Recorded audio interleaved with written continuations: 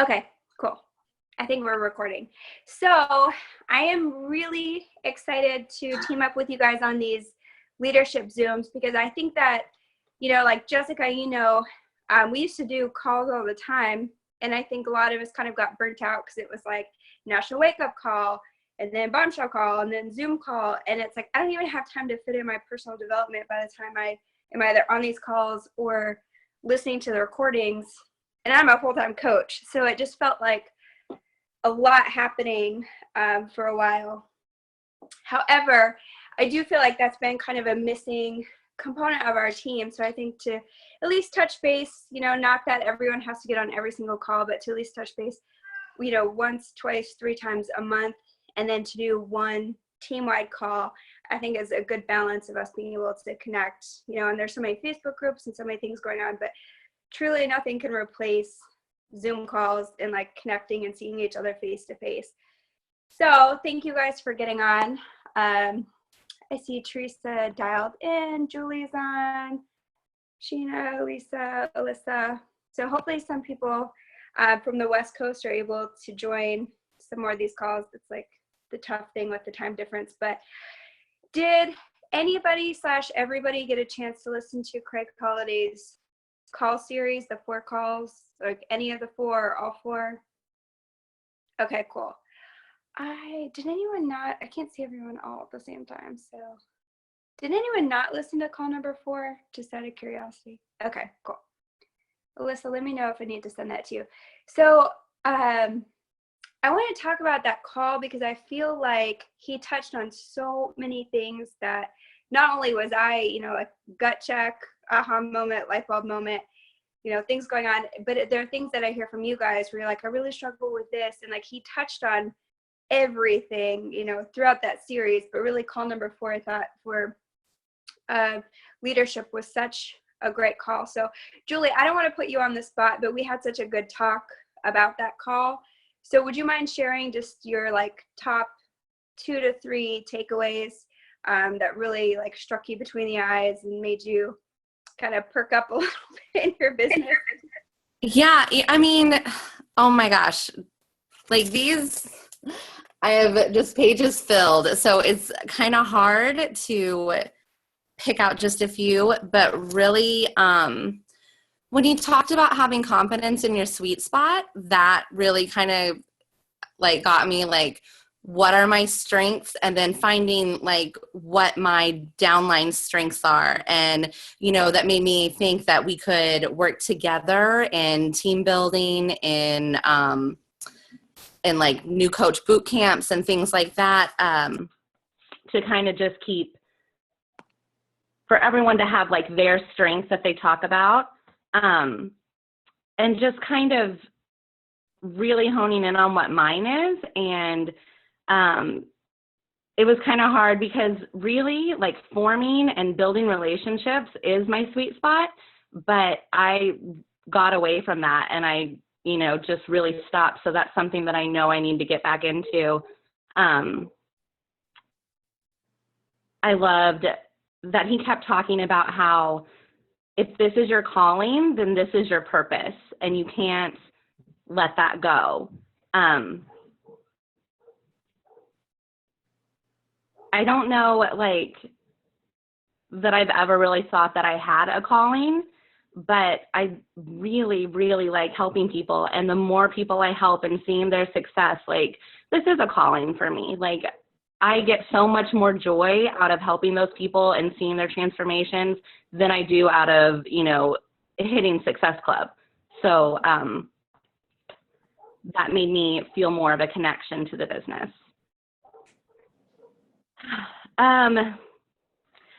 Basically, like the most important thing was he kept talking about leaders have the power to learn. They have the willingness to learn and the willingness to change.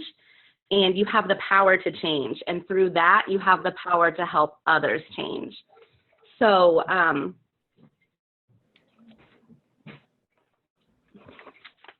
change is hard. And, we don't always want to go through it. But when we start out on our fitness journeys, you know, we realize that we have the power to change. We have the willingness to change. So this is just more of a personal thing in the business, the different activities that I need to change each day, the way I need to change, how I approach people, how I lead my team. And I am willing to learn, and I am willing to make those changes. So that leading by example, that's just when I'm on point and I'm doing everything I need to do, and I'm posting in my coach group, and I'm posting on my Facebook, you know, everything that I need to be doing, my workouts, sharing, then that's when my coaches are doing it. And when I fall off, like, I notice that's when they fall off. So really, I have to set the example and show them through my consistency that they can trust the process. One thing, just to piggyback on that he said was, he asked, are you in the trenches? And he's like, I can tell just by talking to somebody if they are or if they aren't. And I thought that was really appropriate and just like right on, because even in my challenge groups, like you said, if I'm posting my workouts, posting my Shakeology, you can tell a group that's led by a script and a group that's led maybe with the help of a script, but really going off of you leading the way and kind of being in the trenches with them. So I think that's super important. And one thing, you know, with that regarding coaches, I was thinking is I don't really talk personally enough about inviting, and I don't talk about my process. And my process is different than other coaches where, just off the top of my head, Brittany's kind of built her business completely through Facebook, whereas I've built my business off of Facebook and using Facebook to supplement it. So I had a moment there where I was like, you know what, I need to talk about how I build content so that I can connect with people. And then majority of my business is kind of behind the scenes. We're building those relationships through personal message and then just putting the image out there on my Facebook page. So I felt like that is just one of the most important key points that he made, you know, like being in the trenches and leading by example. I completely agree. Did anybody else like feel that way, or like have a moment where you're like, oh my gosh, light bulb? I did, for sure. I mean, just that first point where he says that you have to work harder than your team. And I mean, I think for a lot of us, like for me anyway, like I get something goes on in my life, and like right now I've been struggling with an illness for the last year, and I just haven't been doing a lot. Like I just kind of have sat back and like let my team kind of just do their thing. And like, even though this is going on, like I still have to figure out a way to make sure that I am working harder than my team, because like you said, it's the speed of the leader. And as soon as I'm disengaged, it's like everybody's just gone. So yeah, that was kind of a huge aha, which is like we all know, but it's just really good to hear that from somebody like Craig, who I completely look up to.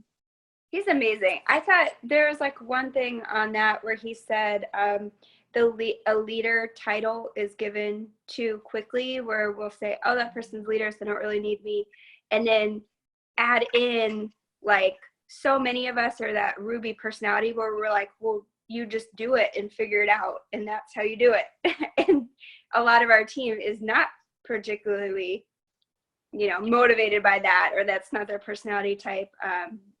But when he said leadership isn't given to you, it's taken from you, at first I was like, what does he mean by that? But, you know, as he went on to explain, duplication, if you're seeing leaders develop from your efforts, then you know that you are a leader. It's not just, oh, you're a leader now because you've done a couple amazing things. It is like, okay, well, let me gauge how my team is doing, and that's how I can rate myself as a leader. Is it being taken away from me? Is it growing away from me? Are people advancing, you know, past where I've even been able to, you know, get rank-wise, income-wise, whatever. So I thought that was good. Brittany, what are your thoughts? Since I just see you join us. Hi, I just hopped on. The thing that stuck out to me was basically the same that you just said. That little part is what stuck out to me about learning how, it's one thing I need to work on is learning how to help all the different personalities that are on my team, because I do have so many. I think I'm the only Pearl on my team right now, which is hard sometimes. So I do have a lot of like analytical personalities that I just have to be better about communicating and helping them and giving them what they need.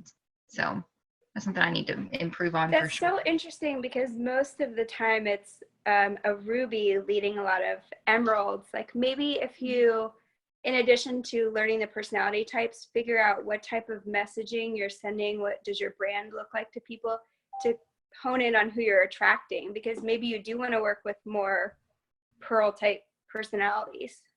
It'd be easier, I think, to work with other Pearls, but for sure. But it makes you grow. If It definitely does. makes you grow, because you have customers that are different personalities. So Yeah.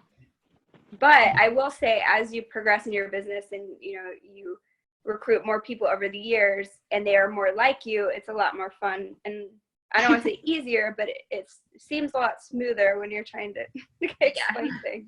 Easier communication. Yeah. Jen, I wanted to have you talk a little bit, since we never get to see you, Miss Germany. How's it going? Actually, Yay. can you hear me? Mm-hmm. Oh, awesome. It's 10 at night Oh, here, so it's just a little bit later. But yeah, I'm happy to be here. Thank you. yay.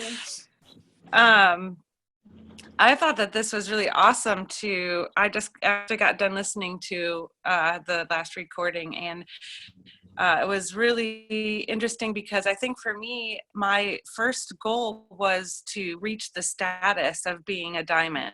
And then now that, situations have changed, I have, everyone's gone. So I didn't I didn't have a good foundation. And so now I need to start over. And, and it's kind of like, starting from scratch and learning what to do again, and taking what I learned the first time and now applying it and doing it better. So, and making the personal connections and making it a relationship instead of just pushing myself forward. So I'm excited to start that. That first go around was just practice. I guess so. I guess so. It's kind of frustrating, but you take what every situation gives you and learn from it and just go from there. So I can't help but think that I'll be stronger the second time around. So. Absolutely. And it is anytime they ask speakers at Summit or on the National Wake Up Call, the ones that always are more inspiring are the ones, the stories of what wasn't easy and here's what happened and here's how I had this backslide and how I overcame it. So I love your attitude of using that, to become a strength in the future and to be stronger for it and have a stronger team for it.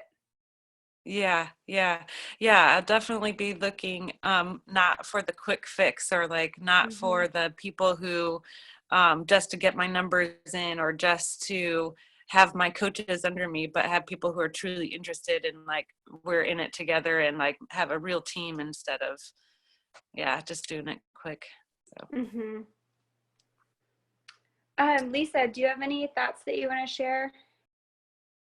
Sure. I really liked how he brought up the different social styles. Oh, I'm sorry. No, that's okay. Go ahead, Lisa. You go first. Go ahead. Sorry, I didn't even see you on here, Lisa.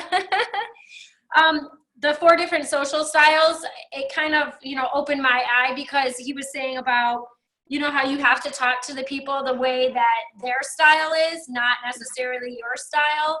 So for me, that opened my eyes because I feel like even with my personally sponsored coaches, I'm always talking to them with my style, and then when things don't totally turn out, I'm like, well, why didn't they get that? So I really need to focus on what their style is and really get to learn their strengths and weaknesses and talk to them in the manner that's going to help them most. And there's a book, I've brought it up a couple of times on these calls, but it's called Personality Plus. And it's like that book completely, I feel, changed my life, because for the first time in my life, I understood why people are the way that they are. Like my family, for starters, and then branching out, into my team. It was like, okay, now I understand what frustrates them. I understand how they assimilate information. And, Craig also talked about kind of meeting people at the pace, everyone, it's kind of like students, some people need pushed and guided to go a little bit faster, and some people need a little more patience and a little bit more hand holding. So, if you combine what their goals are with their personality type, then you will be, able to help your coaches in the best way possible. Mm-hmm. Lisa number 2, Lisa C. Hello. Yeah, when he was talking about, trust and, over time and being consistent and with your, I consider my team not just my coaches that are underneath me, but like also my customers. So when we talk team, like I sort of like put it hand in hand, because if your customers see you being consistent every day and showing up and posting in your challenge groups and seeing your Facebook posts, then I think that translates into like, I can do this, or I trust her and I would like her to lead me, as maybe them, transitioning over into being a coach. So where I struggled back in like January and February is my husband's sister is very ill right now, and she has cancer. So, and she's not doing well. So I had a really hard time posting on Facebook, like, here I am drinking my shake and working out, and I'm making this recipe, and look at me meal prepping. And, she's like having all these horrific side effects from chemo. And like, so because we grew up in the same town together, I didn't want people looking at me like, why are you so worried about, being fit, and how could you be doing this? So I really struggled with being consistent with my posts. Mm-hmm. And I take her to chemo, and I spoke with her about it because she's one of my customers, and she was drinking Shakeology all while she was able to, up until just recently. And she's like, this is your business. This is your business. And she was the one who said to me, I like seeing your posts. So why wouldn't everybody else? She goes, they make me happy. She goes, why do I want to see people like bitching and complaining about stuff or talking about politics? She goes, people, and I think, enjoy seeing it, and there's a positivity to it. So just keep doing it. And then, I spoke to my husband about it too, because I really was struggling with it. And then to hear Craig saying, well, people are going to trust you if you're just staying consistent. Mm-hmm. So by me saying like, well, maybe I'll post a few times this week, but not so much, or maybe just once a day, but just something little. My husband has a brick and mortar business.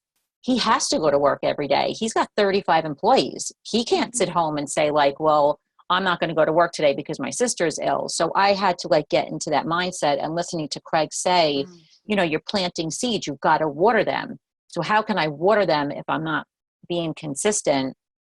And then it just all started to click as he was just going through about like your social style and working with people. And so, yeah, like a lot of things I was like, oh, huge aha moments as he was speaking about just the consistency that I think you need to give to your customers and to your team as a whole. So, I mean, I was speaking with Jaylene and Lisa last night, and I think, we were all saying like, okay, I am definitely posting more. I'm definitely like building myself back up to being like, I can't worry about being judged. I can't worry about being judged by anybody at this point. And I don't know if anybody listened to the National Wake Up Call yesterday with that, I think her name was Nita Marie, the second speaker who came on, and she said, your posts are your paychecks. And it's true. If nobody sees that I'm going to be consistent, they're not going to think that I'm either still doing this, and the coaches under me are going to be like, well, where is she? So, I'm trying to lead by example. I can't tell one of my coaches like, you should be posting more, but I'm not doing it. So the consistency, I think, that he was talking about really sunk in. That's awesome. I love that second speaker on the call, by the way. Oh, she was fantastic. She really was. I could listen to that all day. Yes, she was great. She was great. That's awesome. Yep. Sheena, do you want to share any thoughts that you've had? Sure. I think everyone kind of hit it the nail on the head, but one thing that really stuck out to me was kind of removing yourself from what you're doing to get rid of that fear. Like, it really isn't about you. It's about what you're doing and how you're going to help someone. And like Lisa was saying, with that consistency, that's definitely something I've been struggling with, of just letting fear kind of get in my head and wanting to make up an excuse, or I'd be really good at thinking up a great post, and then I'm like, I'm just not going to do it. And so kind of that really stuck with me, of like, okay, remove yourself, because once you do that, it removes that fear and it removes that worry about someone judging you, because if they're going to judge you, who cares? Because it's not about you. It's not about them. It's about the person you're going to help. Mm-hmm. That was like, honestly, one of the things when I was a new coach, I would get so nervous because I'm not a confrontational person. So posting like a bikini picture or posting something, I felt like giving myself a polarizing opinion on health and fitness or whatever it was like really setting me up to get criticism, which I did. And then I would get, these like, I don't know, I would get teased, I would get made fun of, I would get like a mean message. One guy actually wrote on my blog, "Oh, nice butt, are you gonna do something about your boobs now?" Which I actually think is like really funny, but it's like offensive stuff like that. Yeah. So I have that on one side, but then on the other side, I did feel like, God had a hand in my business, because every time I would start to get that frustration or doubt, I would get like one message or one comment that made it all worth it.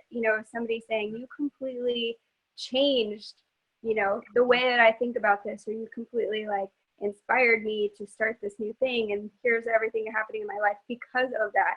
And it's like, you know what? Screw all these other people. I don't even care. It's so worth dealing with that just to even have one person. Yeah. So it's like, imagine if you keep going, how many of those one persons, add up. And it's crazy, and then now I can say from experience, I've been in the business for 6 years, nearly every single person, there's like one that I can think of that has not, but nearly every single person that was a naysayer in the beginning has eventually come to me for help. 6 months down the road, a year, 3 years down the road from when they were so critical. So it is crazy. I've been in it and consistent in it long enough to see through the other side. So I think that's important for especially newer coaches to know, there is a light at the end of the tunnel. And if you stick with something long enough, and if it's worth doing, you're going to have stuff that it's not fun to deal with. You're going to have bad attitudes. And most of it comes from whatever that person's dealing with in their life. It has nothing to do with us. So that always gave me comfort. I'm like, okay, they're lashing out at me because they see me as an easy target, of something they're struggling against. But it's already 5:30, so I wanted to bring up this other point that Craig made and kind of talk about really like the action, element of this. Where are we going? Now that we've listened to all these calls, it's like, okay, well, what do we do with this information? So I don't know if you guys saw in the Girl Boss Dynasty group this week, I forget if it was 3 or 4 days ago, I actually posted something that was like, if you were to break down the time you spend in your business, creating content, inviting, scrolling, and trying to find inspiration, what does that actually look like? And Craig talked about this, and if you guys ever get a chance to go see Danny Johnson or listen to any of her training, she talks about this. This was a huge aha moment for me. He said your greatest return on investment, your ROI, comes from people. And the way that Danny Johnson talks about it is, she said, where does money come from? Money comes from people. So if we're spending all of our time, getting inspired and scrolling and doing kind of all these like activity time sucks, then we're not connecting with people. We're not giving them any reason to connect with us, and our business stays stagnant. And then we wonder why we are where we are. And he said, somebody will work with him and say, well, Craig, I should be so much further along than I am. And he said, open your calendar. And based on looking at their calendar and the activities that they're doing, he's like, no, you're exactly where you should be, because you're not doing the right things. You're not talking to enough people. You're not inviting enough people. And you know, like for me, my 2 top things, I guess it's like hard to say because it's like the 3 vital behaviors, but it is like lead by example, use the products, obviously. That's just like becomes part of your lifestyle, so ingrained in your life that you don't even think about it anymore. That's how it should just be, like, just like brushing your teeth. You just do that automatically. And then inviting and creating content. So inviting now and always. Now that's the job. That's like, that's what we got to do, because we got to talk to people, and people are our business, and that's who makes our paycheck and our team, and you know, everything comes from people. So we have to talk to people and have to invite people.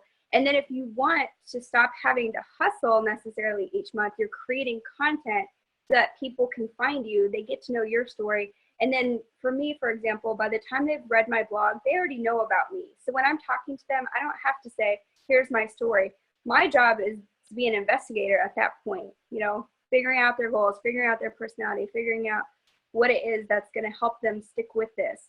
And it cuts your time in half, you know, because you're no longer searching for people, and then you're not having, I like having those long drawn out, you know, conversations and having different people. We talked about the pipeline before, having different people in different stages of where they are in terms of like becoming your customer, how well of friends you're becoming, or how well you're getting to know them. But, you know, in addition to building your pipeline, if you have something where they can see your Facebook consistently, they can see some type of YouTube channel or your Pinterest where they see this life story, you know, start to piece together, and they can find out more about you, they're way more likely to reach out to you. So you're not having to do the work of constantly having to find people, you know, scrambling each month.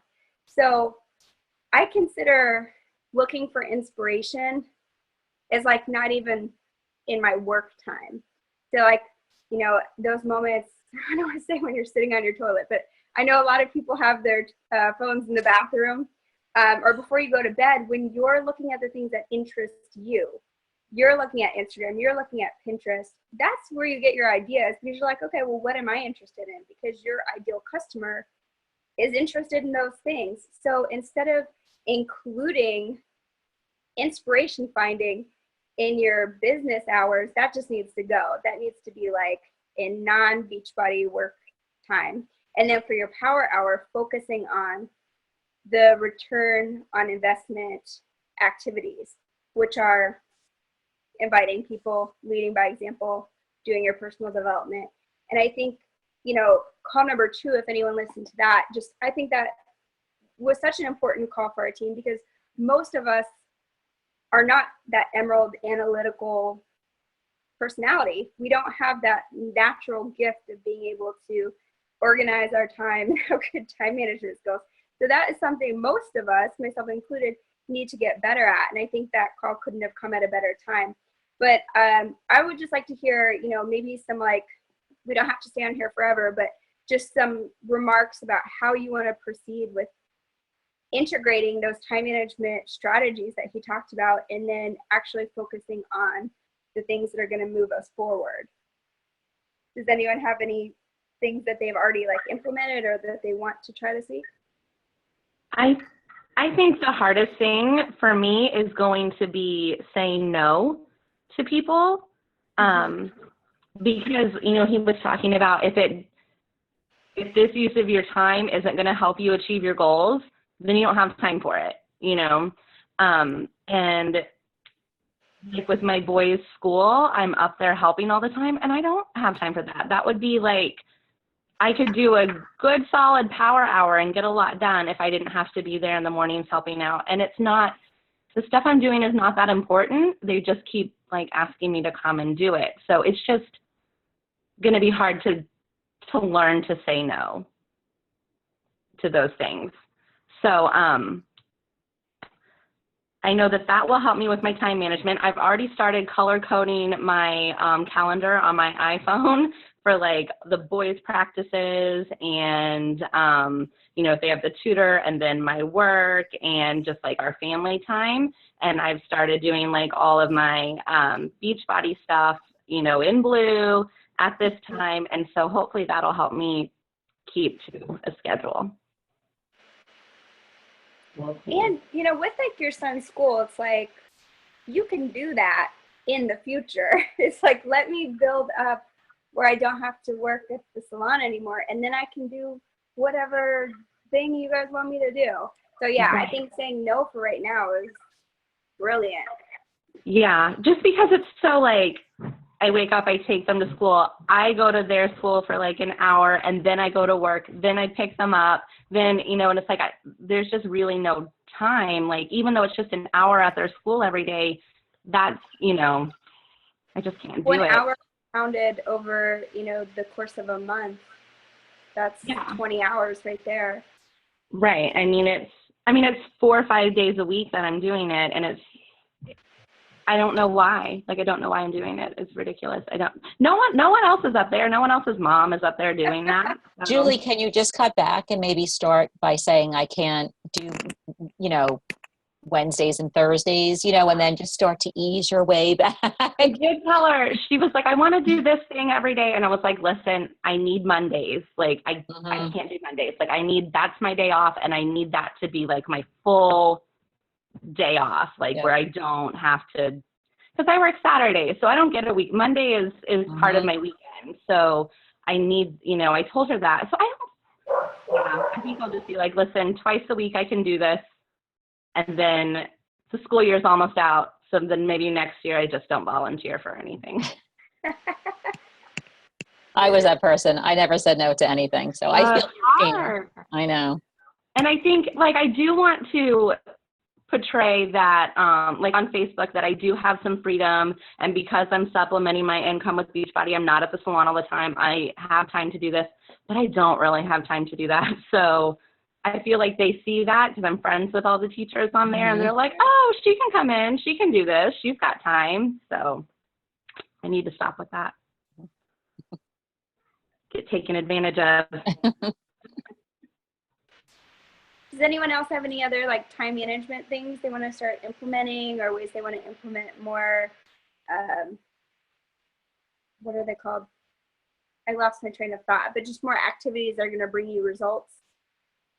So right now I'm focusing on going back to Shalene Johnson's strategy that she teaches in 30-day push, which I actually heard that she's not doing that anymore. I don't know if you guys have checked it out. It's kind of old, but just looking back at the time that I was the most successful in my business, it was when I was implementing her strategy. And I'm not going through like the whole course again, but I just remembered, like, first she has you figure out your top 3 priorities. Then you like create your top 10 goals.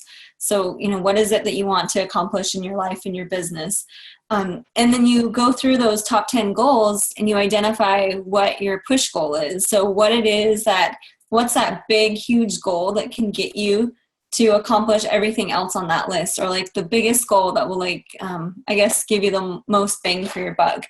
And so I've identified that, but right now I kind of have 2 push goals. So with me, my health is really my biggest push goal, because if I can't get myself healed and if I can't get myself feeling good, like nothing else is going to happen in my business or in my life. Like I'm just going to be stuck in this like situation. So I have that as my push goal. And then I've created like a business push goal as well.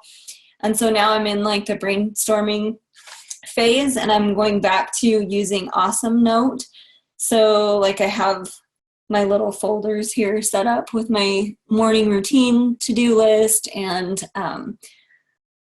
my daily to-do list, and then also like my weekly house chores and my daily house chores, and kind of broken up into who's responsible for that. And yeah, so I feel so much better just having that, because I don't know, you guys probably don't know me very well, but I'm super like ADD. I don't have ODD, which I wish I did. So I feel really overwhelmed. Even being home and not working, I get overwhelmed with like all the just chores that have to be done and like knowing what I should be doing. But then like by the time noon comes around, it's like, oh my gosh, all I've done is like got Nick to school and I've done my workout and like talked to 3 people, and that's it. And it's been, 6 hours. I've been awake for 6 hours. So having this back in place is starting to give me more like, I don't know, I just feel better about things, like more in control.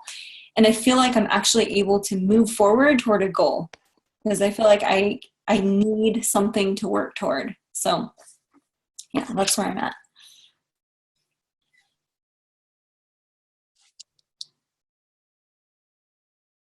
That's awesome. I love that you're going back to a strategy that works, you know, like when you find something. I think like a lot of coaches struggle with that. It's like, okay, if I look back on when I was most successful, we actually stopped doing the activities that got us there in the first place. And then you feel like you're in a rut when you already know what you need to be doing. It's just getting back on track. But I wanted to say with your illness and just feeling your body, I've been there. Obviously, I didn't know what was wrong with me as well for a long time. And then, you know, just sharing that journey. Now that I'm on the other side of it and having a diagnosis and having, like, I still deal with like stuff, but being healed from many of my symptoms, it's so cool to see just how sharing that whole process came back to me tenfold of people, you know, really appreciative. And I just got an email today of a girl that said she was crying when she read my blog because she couldn't figure out what was wrong, and this gave her hope. So hopefully you're able to just continue documenting it and sharing it, because there are people who need to see that. And you know firsthand how frustrating you just feel like It is. no Like, I end in still sight. have no idea. And like my endocrinologist is like, yeah, we can't help you. And I'm like, Yeah, like if your doctor gives up on you, that's pretty bad. It's Right. like, do you go see a holistic doctor or anything, like yeah, I acupuncturist? worked with a naturopath for 6 months. I'm still working with What him. what'd they say? He said it could be Epstein-Barr. I had mono when I was young.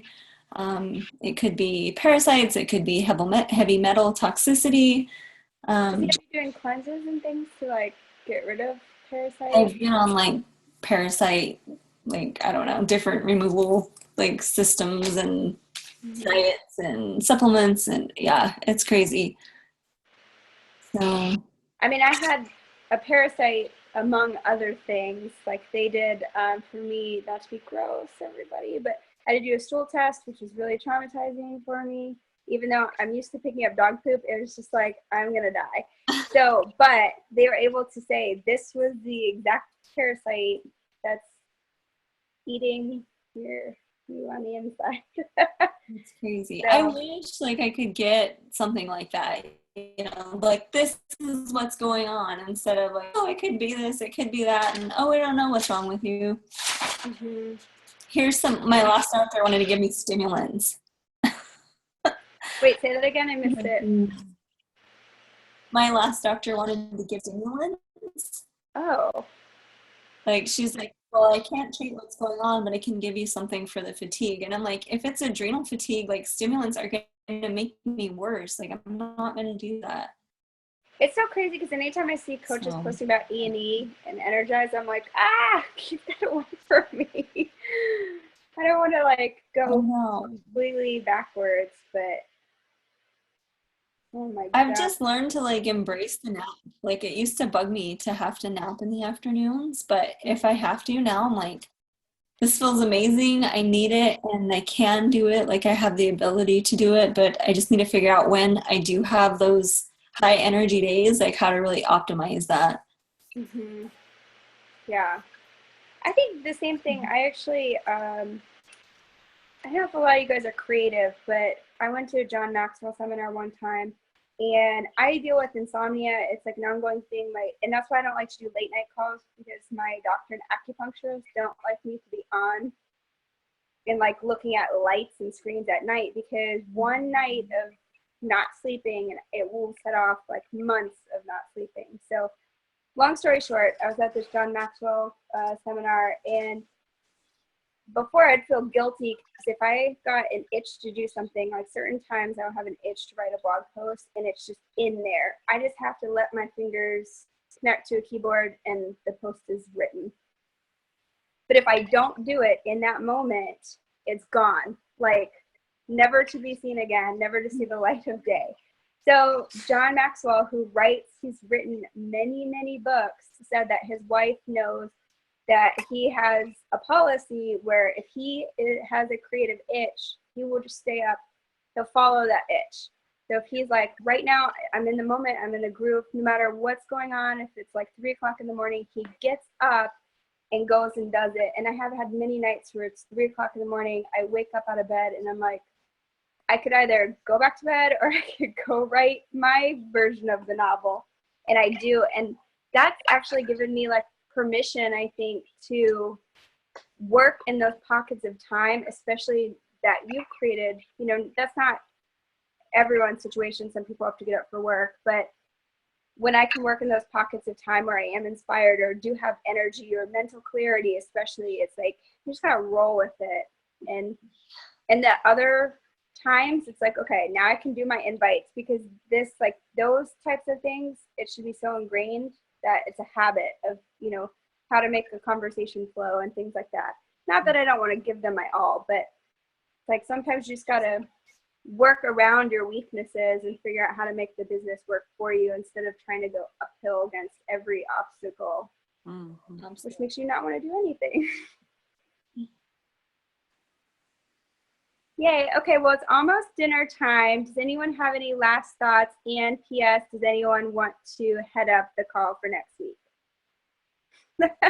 Don't all raise your hand at once. What time were you thinking next week? So for next week, since our leadership calls are kind of, you know, planned the week of based on everyone's availabilities, I was going to leave it up to whoever heads the call can say, this is the time, get on if you can. If it's, I can definitely do it, but not, I can just not a Tuesday or Wednesday. Are they normally going to be like Tuesdays or Wednesdays? When I host them, like when I do I'm going to do 2 a month. They're going to be probably on Tuesdays. And then the other ones, that's what kind of why I wanted to open it up to somebody else hosting, so we can get different availabilities that fit different schedules. Okay. So that's totally fine if it's like Thursday or whatever. Okay. I don't mind doing it. I thought you said we can't use Zoom. I can. Yeah, Mom. Wow. Sometimes Zoom is not available on every device just because we want it to be. That's so funny. Well, if you have the app, I'm on my phone right now, so it works great. But okay, so thank you, Julie. You can come up with a day and time, and then you can make a graphic, or I can make a graphic. And this same link, if you just want to use this, it will work next week. Or if you have your own, that's fine too. But any last closing thoughts before we head off to our evening?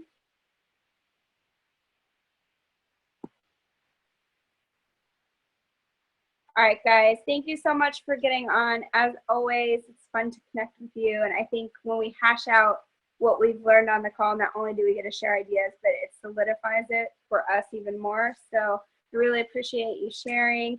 And I'll see you on Facebook.